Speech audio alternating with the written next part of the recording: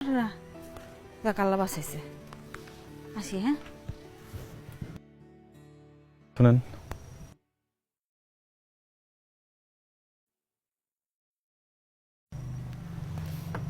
কিছু মনে না করলে একটা কথা জিজ্ঞাসা।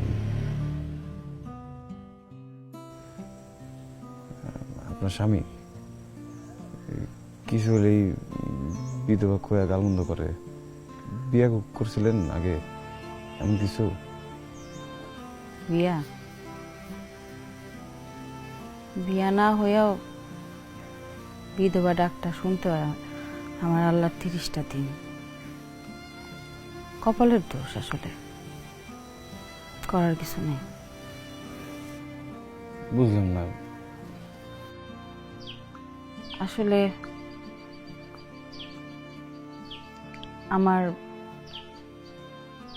আমার এক জায়গায় বিয়া ঠিক হয়েছিল। মানুষটা বিদেশ থাকতো। হ্যাঁ, আব্বা আমারে দেখা খুব পছন্দ করছিল। হ্যাঁ, এই সব কথাবার্তা পাকাপাকি করে গেছিল, বিয়ার দিনক্ষণ সব কিছু।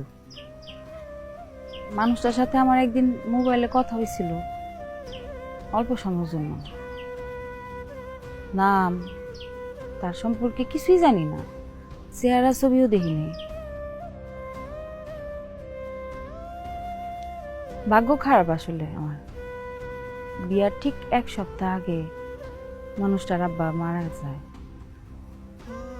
তারপর শুনছি হ্যাঁ, আব্বার মৃত্যু সংবাদ শুনে আসছিল, আবার চলে গেছে। ওই দিক থেকে তারপর আর কোনো খোঁজ খবর পাই নাই আমরা। 3-3টা বছর অপেক্ষা করছি মানুষটার জন্য। ছোটবেলায় তো বাপ মা গেছে গিয়া, মামা মামির কাছে বড় হয়েছি, হ্যাঁ কাছে তো আমি বোঝা। 3 বছর মানে অনেক দিন অপেক্ষা করছিলাম। মানুষটা আর এলো না। অনেক বড় ক্ষতি করে দিয়ে গেছে আমার। কারণ গ্রামের সবাই কেমনে জানি একটা কথা ছড়াইলো যে মোবাইলেই নাকি আমাকে কবুল হয়ে গেছে। আমার মেয়ের বাপ তো এটাই বিশ্বাস করছে, এটা জেনেই আমার বিয়া করছে যে আমি বিধবা। প্রায় দিন এই বিধবা বিধবা করে গাল পাড়ায়।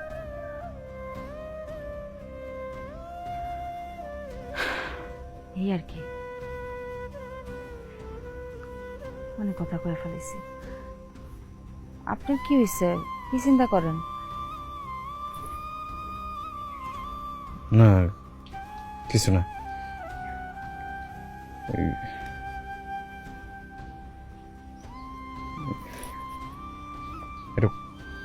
এটা কথা জিগাই। না মানে ওই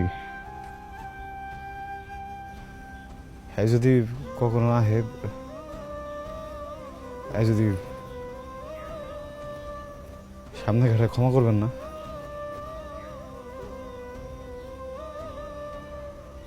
ক্ষমা সামনে যদি পাই কোনোদিন কচু কাটা করবো না।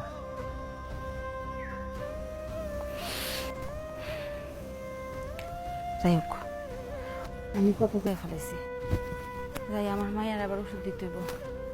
হ্যাঁ, আমি আসি। আসসালামু আলাইকুম। ওয়ালাইকুম আসসালাম।